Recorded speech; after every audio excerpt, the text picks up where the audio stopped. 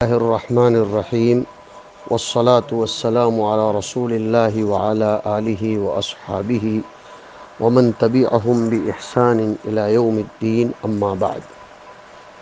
طلبہ عزیز کے علم میں یہ بات ہونی چاہیے کہ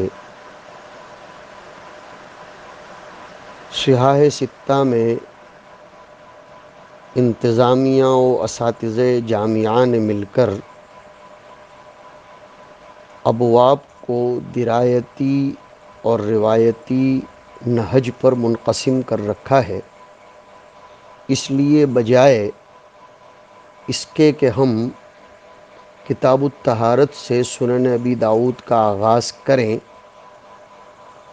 مناسب یہ سمجھا جا رہا ہے کہ اس دور میں چونکہ عقائد سے انحراف بکثرت ہے، اہل سنت والجماعت کے عقائد کا خود اہل سنت والجماعت کے منتسبین و منسلکین کو ڈھنگ سے علم نہیں ہے، اور عقائد کی کمزوری کسی بھی صورت میں قابل تحمل نہیں ہوتی، اس کے بغیر اعمال میں جان نہیں پڑتی اور اس کے بغیر اللہ کی مدد نہیں آتی۔ اس لیے مناسب یہ سمجھا جا رہا ہے کہ ہم احکام کے ابواب انشاءاللہ حسب توفیق الہی بعد میں ضرور پڑھیں گے باذن اللہ تعالی۔ ابھی ہم شروع کرتے ہیں درایتی ابواب میں سے ایک کتاب ہے کتاب السنہ۔ بعض نسخوں میں اس باب سے پہلے بسم اللہ الرحمن الرحیم اول کتاب السنہ کا لفظ آیا ہے۔ ہمارے سامنے جو نسخہ ہے اس میں لفظ کتاب نہیں ہے، لیکن مولانا تقی الدین ندوی صاحب نے جو تنقیح اور تصحیح کی ہے حضرت شیخ کے ایماء و اشارے پر بذل المجہود کی، بیروت سے مطبوع نسخے میں اس میں اول کتاب السنہ اور پھر باب شرح السنہ ای کشف معانی السنہ و بیان فضائلها و تمیزها من البدعہ، یہ صرف ایک باب نہیں، اس کے ذیل میں مصنف جو حدیث لائے ہیں وہ اس باب کی بنیاد ہے، اور اس کے بعد جتنے ابواب ہیں کتاب الادب تک، سارے ابواب اسی شرح السنہ کے تحت ہیں۔ شرح السنہ کے نام سے علامہ بغوی شافعی کی ایک مشہور کتاب بھی ہے۔ مشکات کی اصل یعنی المصابیح کے مؤلف یہی علامہ بغوی ہیں، یہ معلوم ہے آپ کو۔ دوسری بات یہ سنیں آپ کہ جب آپ کتاب کو اپنے سامنے پی ڈی ایف میں سے نکالیں گے تو یہ کتاب السنہ آ رہا ہے احادیث احکام اور ابواب فقہیہ کے معاً بعد۔ گویا اب تک مصنف اصل موضوع کتاب سے بحث کرتے تھے، اب یہاں سے دوسرے نوع کے مضامین بیان کرتے ہیں۔ بالفاظ دیگر فروع شرعیہ کا، احکام فرعیہ کا بیان ختم ہوا، اب اصول ایمانیہ کا بیان شروع ہو رہا ہے، عقائد اور آداب۔ یہ کتاب چونکہ سنن کے قبیل کی ہے، اس لیے ظاہر ہے کہ اس میں احکام کا تذکرہ پہلے آئے گا، عقائد کا بعد میں۔ ہم نے مناسب سمجھا کہ عصر حاضر کا تقاضا یہ ہے کہ پہلے عقائد کو ذکر کیا جائے، احکام آپ نے شرح وقایہ، نور الضا، ہدایہ وغیرہ میں پڑھے ہیں، اور بے شک ابو داؤد میں ہم بھی سمجھتے ہیں کہ وہ اساسی حیثیت رکھتے ہیں سنن کے قبیل سے، لیکن ہم ذرا زمانے کے تقاضوں کو دیکھتے ہیں اور عقائد کی طرف ہمارا دھیان زیادہ جاتا نہیں، تو پہلے اس سے نمٹ لیں۔ اس میں سنت اور بدعت کا فرق، سنت کی ترغیب، بدعت سے اجتناب، بالخصوص مسئلہ تقدیر جو ایک ایمان والے کے لیے مرہم حوصلہ افزائی کی حیثیت رکھتا ہے اور تمام زخموں کو مندمل کرتا ہے۔ اس کی وجہ سے ایمان والے میں شجاعت، بہادری، حالات سے نمٹنے اور فیصلوں کے من جانب اللہ ہونے کا ایک جذبہ آتا ہے۔ اور اسی طرح صفات باری تعالیٰ کی بحث بھی اس میں آئے گی، جس سے اللہ کا تعارف زیادہ ہوتا ہے، اس لیے کہ صفات پر تعارف کا مدار ہے۔ تو شرح السنہ یعنی سنت کا بیان۔ سنت یہاں فرض اور مستحب کے مقابلے میں نہیں ہے، بلکہ سنت بمقابل البدعت۔ اب ہم یہ سمجھیں گے گویا اہل سنت والجماعت کے عقائد کو ثابت کرنا اور فرق ضالہ مضلہ باطلہ کی تردید کرنا۔ صفات باری تعالیٰ کا مسئلہ مصنف نے چھیڑا، قدریہ، معتزلہ وغیرہ پر رد کیا، مناقب صحابہ کو روافض اور خوارج کی تردید کے لیے بالترتیب بیان کیا، اور زیادت ایمان و نقصان ایمان کو بھی مرجئہ کے خلاف بیان کیا۔ اگرچہ ان میں سے بہت سے ابواب بخاری سے متعلق ہیں، اس لیے ہم اس کی تفصیل میں نہیں جائیں گے، لیکن اہل سنت والجماعت کا تعارف اس کے ضمن میں ضرور آنا چاہیے۔ سنیت کے بارے میں علامہ شامی رحمۃ اللہ علیہ فرماتے ہیں کہ مشروعات کی 4 قسمیں ہیں: فرض، واجب، سنت، نفل۔ جس چیز کا کرنا اولا ہوتا ہے اس کے ترک کے مقابلے میں اس کی 2 صورتیں ہیں۔ ایک تو یہ کہ اس کا چھوڑنا ممنوع ہوگا یا غیر ممنوع۔ اگر پہلی صورت ہے تو پھر اس کی 2 قسمیں ہیں، یا تو اس کا ثبوت دلیل قطعی سے ہوگا یا ظنی سے۔ تو اگر دلیل قطعی سے ہے تو اس کو فرض کہیں گے، ورنہ واجب۔ اور غیر ممنوع الترک ہونے کی صورت میں یا تو وہ کام ایسا ہوگا کہ اس پر حضور صلی اللہ علیہ وسلم یا خلفائے راشدین نے اس پر پابندی فرمائی ہے یا نہیں۔ پابندی کی ہے تو اس کو سنت کہیں گے، ورنہ مندوب اور نفل کہیں گے۔ خاص چیز اور سنیے کہ سنت کی 2 قسمیں ہیں: سنن الہدا اور سنن الزوائد، بالفاظ دیگر سنن تعبدیہ اور سنن عادیہ۔ جماعت کی نماز، اذان، اقامت، یہ سنن ہدا ہے، اس کا چھوڑنا مکروہ گناہ کا باعث ہے۔ اور سنن عادیہ، سنن زوائد کی مثال آپ کی لباس کی سیرت، قیام، قعود، کھانے پینے کے آپ کے احکام، کون سی چیزیں آپ کو پسند تھیں، یہ سب نفل اور مندوب کے زمرے میں آئیں گی۔ کر لے تو بہت ثواب، چھوڑ دے تو اس میں کوئی برائی نہیں۔ یہ تو ہوئی سنت سے متعلق ضروری گفتگو۔ اور ایک بات سنیے، سنت کے مقابلے میں بدعت آتی ہے، وہ بھی ضدھا تتبین الاشیاء۔ بدعت کی تعریف ما احدث علی خلاف الحق المتلقى عن رسول اللہ صلی اللہ علیہ وسلم من علم او عمل او حال بنوع شبہة واستحسان وجعل دینا قویما وصراطا مستقیما۔ خوب غور سے سمجھیے، بدعت کوئی چیز تب بنتی ہے جب اس کا ثبوت، اس کا ورود، اس کی شکل و صورت، اس کی حقیقت زمانے رسالت اور زمانہ خلافت راشدہ میں نہ ہو اور اس کو عبادت سمجھ کر کیا جائے۔ جو چیز بدعت ہوتی ہے وہ دلیل پر نہیں، شبہۃ الدلیل پر مبنی ہوتی ہے، عناد اور مکابرے پر مبنی ہوتی ہے۔ جو امر مبتدع عناد پر مبنی ہوگا وہ کبھی کفر بھی ہو جاتا ہے۔ بدعت کی تعریف یہی بہتر ہے جو کی گئی کہ ایسا کام کرنا جس کی اصل کتاب و سنت اور قرون مشہود لہا بالخیر میں نہ ہو اور اس کو دین اور ثواب کا کام سمجھ کر کیا جائے۔ یہ بدعت کی تعریف ہوئی۔ حضرت عمر نے قیام رمضان یعنی تراویح کے بارے میں نعمت البدعۃ فرمایا۔ اس کے ضمن میں علماء نے لکھا ہے کہ بدعت کی دو قسمیں ہیں، بدعت ہدا اور بدعت ضلالت۔ بدعت ہدا تو وہ کام ہوتے ہیں جن کی طرف حضور نے دعوت اور ترغیب دی، وہ اس کے عموم کے تحت میں آ جائے، لہذا وہ بدعت مذموم نہیں، اس لیے کہ ایسی بدعت پر اجر کا وعدہ ہے۔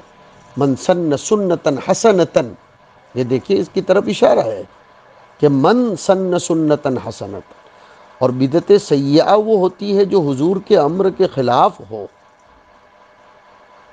الفعلۃ المخالفۃ للسنتی، اس لیے کہ اس کا موجد اور اس کا قائل اس کا ابتداع بغیر مثال کے کرتا ہے، اپنی طرف سے، شریعت میں اس کی کوئی مثال نہیں ہوتی۔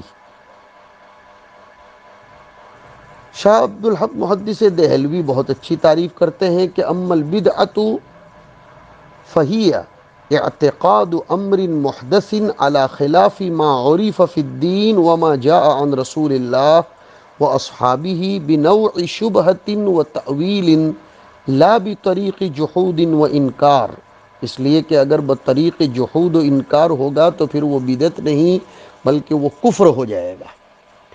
پھر بدعت کو 5 قسموں پر منقسم کیا گیا ہے۔ بدعت محرمہ، جیسے خوارج، روافض وغیرہ نے ایجاد کی۔ بدعت واجبہ، جیسے فرق باطلہ کی تردید کے لیے دلائل قائم کرنا، نحو و صرف کا سیکھنا، جن کے سیکھنے پر قرآن و حدیث کا سمجھنا موقوف ہے۔ نمبر 3 بدعت مندوبہ، اقامت المدارس وغیرہ وغیرہ۔ بدعات مکروہہ، جیسے مساجد کو ضرورت سے زیادہ آراستہ مزین کرنا۔ بدعت مباحہ، جیسے مستلزات، نفیس کپڑے پہننا، مستلزات کا استعمال کرنا۔ یہ چند ضروری بحثیں آپ کے سامنے پیش کی گئیں۔ اب ہم پہلی حدیث شریف اس کی پڑھتے ہیں۔ وبه قال حدثنا وهب بن بقية عن خالد عن محمد بن عمرو عن أبي سلمة عن أبي هريرة رضي الله عنه وعنهم قال قال رسول الله صلى الله عليه وسلم افترقت اليهود على 71 فرقة وتفرقت النصارى على 71 فرقة وتفترق أمتي على 73 فرقة۔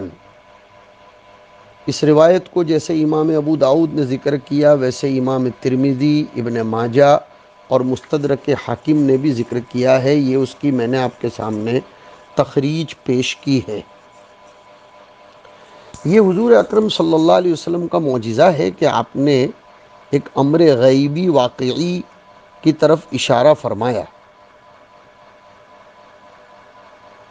امام ابو منصور عبد القاہر ابن طاہر التمیمی اس حدیث کی شرح میں مستقل ایک کتاب تصنیف کرتے ہوئے فرماتے ہیں کہ حضور صلی اللہ علیہ وسلم نے اس روایت میں فرق سے مراد وہ فرق نہیں لیے ہیں جو اصول دین کے اندر واقع نہ ہوں بلکہ فروع میں نہیں۔ امت کا فروع شرعیہ میں اختلاف یہ مذموم نہیں بلکہ رحمت ہے، تو یہاں تفرق سے مراد تفرق مذموم جو اصول دین میں واقع ہوا ہو، ورنہ فروع دین میں اختلاف بکثرت ہوتا رہتا ہے، لیکن وہ سب کے سب اصول میں تو متحد ہیں، کوئی ایک دوسرے کی تفسیق، تضلیل اور تکفیر نہیں کرتا۔ برخلاف آپ دیکھتے ہیں اصول میں تفرق کرنے والے وہ ایک دوسرے کی تکفیر اور تضلیل کرتے ہیں۔ ایک بات۔ دوسری بات ذہن میں یہ رہنی چاہیے کہ یہاں جو عدد ذکر کیا گیا ہے وہ تکثیر پر محمول ہے، ورنہ اصول و فروع میں اختلاف کرنے والوں کی تعداد کی طرف بالضبط نظر کی جائے تو وہ ہزاروں سے تجاوز کر جاتے ہیں۔ اس لیے اصول فرق کی طرف نظر کی جائے تو بات الگ ہے، ورنہ فرق مختلفہ اگرچہ ان کے شعبے الگ الگ ہوں وہ اس مقدار سے بڑھ جاتے ہیں۔ بہتر یہ ہے کہ یہ کہا جائے کہ یہ عدد اس مقدار سے زیادہ ہو سکتا ہے، اگر زیادہ ہو جائے تو کوئی مضائقہ نہیں۔ کلام نبوی میں عدد برائے حصر اکثر و بیشتر نہیں آتا، حدیث کے طلاب کو یہ بات معلوم ہونی چاہیے۔ اب اس حدیث شریف میں حضور اکرم صلی اللہ علیہ وسلم نے فرمایا کہ میری امت پر زمانہ آئے گا جیسا کہ بنی اسرائیل پر آیا، اور بنی اسرائیل کی طرح جیسے دوسری روایتوں میں آیا کہ میری امت ان لوگوں جیسا ہی حال کرے گی، ان کے برابر چلے گی۔ پھر 73 فرقوں کی تفریق یوں ہے کہ بڑے فرقے اہل اسلام کے 8 ہیں: معتزلہ، شیعہ، خوارج، مرجیہ، نجاریہ، جبریہ، مشبہہ اور ناجیہ۔ اس حدیث میں امتی سے مراد اکثر علماء کرام کے نزدیک امت اجابت ہے، یہ جاننا چاہیے، یعنی اہل قبلہ۔ لیکن اس حدیث میں ان تمام فرقوں پر فی النار کا حکم لگایا گیا ہے سوائے ایک فرقے کے۔ سوال یہ پیدا ہوتا ہے کہ فی النار سے مراد کیا ہے؟ اگر خلود فی النار مراد ہے تو یہ خلاف اجماع ہے، اس لیے کہ وہ دوسرے فرقے بھی اسلامی فرقے ہیں اور مسلمان ہیں۔ اور اگر مراد نفس دخول ہے تو یہ سب کے حق میں ہے، اہل سنت میں بھی اس قسم کے لوگ موجود ہیں۔ جواب خوب غور سے سنیے کہ مراد تو نفس دخول فی النار ہی ہے، مگر دخول سے وہ دخول مراد ہے جو اختلاف عقائد کی وجہ سے ہو۔ جس جماعت واحدہ کے بارے میں فرما رہے ہیں کہ وہ جنت میں جائے گی، اس کا مطلب یہ ہے، بہت دھیان سے سنو، کہ وہ اختلاف عقائد کی وجہ سے جہنم میں نہیں جائیں گے، اگرچہ اور دوسرے گناہوں کی وجہ سے وہ جہنم میں جائیں وقتی طور پر۔ یا یہ کہا جائے کہ 72 فرقوں کے بارے میں جو فرمایا کہ وہ جہنم میں جائیں گے، اس سے مراد طول مکث اور قیام ہے، اور جس فرقے کے بارے میں کہا گیا کہ فی الجنہ، اس سے مراد لمبا قیام نہ ہونا ہے کہ وہ زیادہ دن جہنم میں نہیں رہیں گے، اور ان کے جنت میں ہونے سے عبارت اس کی طرف کی گئی کہ تصحیح عقائد کی طرف کوشش کی جائے۔ ان 72 فرقوں میں جس کا عقیدہ حد کفر کو نہ پہنچا ہوگا وہ آخر جہنم سے نجات پا کر رہیں گے۔ یہ اس حدیث شریف کا مطلب ہے جو آپ کے سامنے باب کی پہلی روایت پڑھی گئی۔ دوسری روایت میں فرمایا حدثنا احمد بن حنبل و محمد بن یحییٰ قال حدثنا ابو المغیرۃ قال حدثنا صفوان، تحویل سند کی طرف اشارہ ہے۔ حدثنا عمرو بن عثمان قال حدثنا بقية قال حدثني صفوان نحوه حدثني يزهر بن عبد الله الحرازي عن ابي عامر الحزني عن معاوية بن ابي سفيان انه قام فقال الا ان رسول الله صلى الله عليه وسلم قام فينا فقال الا ان من قبلكم من اهل الكتاب افترقوا على 72 ملة وإن هذه الملة ستفترق على 73 72 في النار وواحدة في الجنة وهي الجماعة. زاد ابن يحيى وعمر في حديثهما وإنه سيخرج في أمتي أقوام تجارى بهم تلك الأهواء كما يتجارى الكلب لصاحبه. وقال عمرو الكلب بصاحبه لا يبقى منه عرق ولا مفصل إلا دخله. یہ دوسری حدیث شریف میں حضور اکرم صلی اللہ علیہ وسلم خطیب بن کر کھڑے ہوئے اور آپ نے یہ بات فرمائی کہ ان من قبلکم من اہل الکتاب، یعنی یہود و نصارہ، افترقوا علی 72 ملتاً، یعنی فرقتاً فی الدین، اور یہ امت 73 پر تقسیم ہوگی جس سے اوپر آیا، اور وہی الجماعتو کا جو لفظ آیا ہے اس سے مراد ہے اہل سنت والجماعت۔ پھر جو آگے لفظ آیا وَإِنَّهُ سَيَخْرُجُ فِي أُمَّتِي أَقْوَامٌ تَجَارَى أي تَتَجَارَى بمعنى تتسرع، اس میں سرایت کرے گی یہ بدعات جیسے کہ کلب نام کی جو بیماری ہے، جو انسان کو ہڑکوے کتے کے کاٹنے سے پہنچتی ہے اور پھر اس کے اندر عجیب و غریب قسم کی خصلتیں اور خسیس ذلیل کرنے والی خصلتیں پائی جاتی ہیں، اور پھر وہ پانی پینے سے بھی محروم ہو جاتا ہے، یہاں تک کہ پیاسا مر جاتا ہے۔ یہ لصاحبہ ہی، یعنی جس کو یہ بیماری لگے وہ، اس کا حال ایسا ہوگا۔